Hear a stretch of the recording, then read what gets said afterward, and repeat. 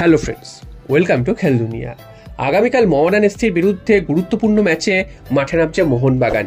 তো এই মিনি ডার্বিতে মাঠে নামার আগে মোহনবাগানের অবস্থান এবং মোহামেডানের অবস্থান তোমরা প্রত্যেকেই জানো। তো সেই অবস্থানের উপর ভিত্তি করে যে কালকের ম্যাচটা খেলতে নামবে তা কিন্তু একদমই নয়, কারণ একটা ম্যাচ খেলা মানে সেখানে কিন্তু সবাই 50-50 অবস্থায় থাকে।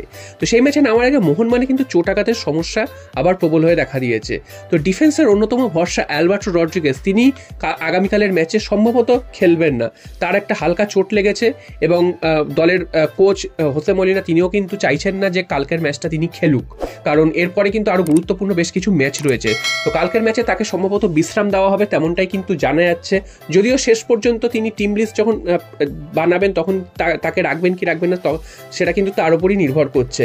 তবে যেটুকু বোঝা যাচ্ছে আগামীকালের ম্যাচে কিন্তু অ্যালবার্টো রড্রিগেজ খেলবেন না। তো এবার প্রশ্ন হচ্ছে, অ্যালবার্টো রড্রিগেজ যখন খেলছেন না তখন কিন্তু একটা বিদেশি খেলানোর সুযোগ মোহনবাগানের সামনে চলে আসছে। তো সেক্ষেত্রে কি আমরা দেখতে পাবো জেমি ম্যাকলারেন, জেসন কামিংস এবং গ্রেগ স্টুয়ার্টকে একসাথে খেলতে? যদি সেটা হয় তাহলে কিন্তু মোহনবাগানের আক্রমণের ঝাঁজ আরও বাড়বে, সেটা বলাই যায়।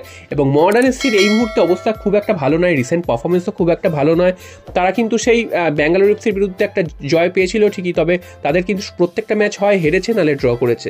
তো সেদিক থেকে দেখতে গেলে এই মুহূর্তে তাদের কোচও প্রায় রিজাইন দিয়ে চলে গেছিল, আবার শোনা যাচ্ছে তিনি ফিরে আসবেন। তো তিনি আসবেন কি আসবেন না সেটা পরের ব্যাপার, তবে এই মুহূর্তে তারা কিন্তু কোচ ছাড়াই খেলতে নামবে।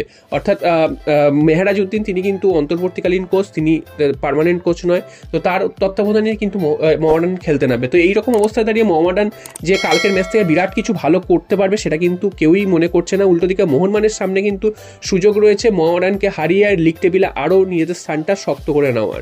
তো কালকের ম্যাচটা যথেষ্ট গুরুত্বপূর্ণ হতে চলেছে, কারণ মিনি ডার্বি এবং এই ম্যাচটা নিয়ে কিন্তু একটা উন্মাদনা থাকে সমর্থকদের মধ্যে। আগের মোহামেডান এফসি ম্যাচে কিন্তু মোহনবাগান 3-0 গোলের ব্যবধান হারিয়ে দিয়েছিল, যদিও ফলাফলটা 3-0 হয়েছিল, ব্যবধানটা আরও বাড়তে পারত। তো সব মিলিয়ে আগামীকালের ম্যাচটা মোহনবাগান কি করে সেটাই কিন্তু দেখার। মোহনবাগান যদি জিতে যায় সেক্ষেত্রে তো মোহনবাগানের পজিশন আরও শক্ত হবে। কোনোভাবে যদি মোহনবাগানকে আটকে দেয় সেক্ষেত্রে কিন্তু মোহামেডানের বিরাট একটা মোরাল ভিক্টরি হবে, সেটা বলাই যায়। তো সেইখানে কিন্তু মোহনবাগানের অ্যালবার্টো রড্রিগেজ তিনি সম্ভবত খেলবেন না ডিফেন্সে, যেটা জানা যাচ্ছে।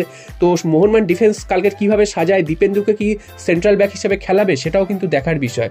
তো এরকম অনেকগুলোই কিন্তু যদি রয়েছে এবং শেষ পর্যন্ত টিম লিস্ট যখন ঘোষণা করা হবে তখনই কিন্তু বোঝা যাবে। তো মোহনবাগানের এই যে চোটাঘাতের ব্যাপারটা, এটা কিন্তু দেখতে হবে যে আগামী ম্যাচগুলোতে যেন মোহনবাগান চোটাঘাত না পায়, কারণ লাস্ট 5টা ম্যাচ কিন্তু যথেষ্ট গুরুত্বপূর্ণ হতে চলেছে মোহনবাগানের জন্য।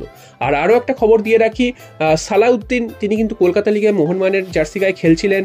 তো সেই সালাউদ্দিনকে কিন্তু রেজিস্টার্ড করালো মোহনবাগান আইএসএল এর বাকি ম্যাচগুলোর জন্য, এবং তার পরিবর্তে কিন্তু সুমিত রাঠি তাকে কিন্তু আনরেজিস্টার্ড করা হলো আইএসএল এর স্কোয়াড থেকে। তো সুমিত রাঠির পারফরমেন্স কিন্তু যথেষ্ট খারাপ ছিল, তাকে কিন্তু আইএসএল এ আমরা দেখতেও পাইনি কোনো ম্যাচে।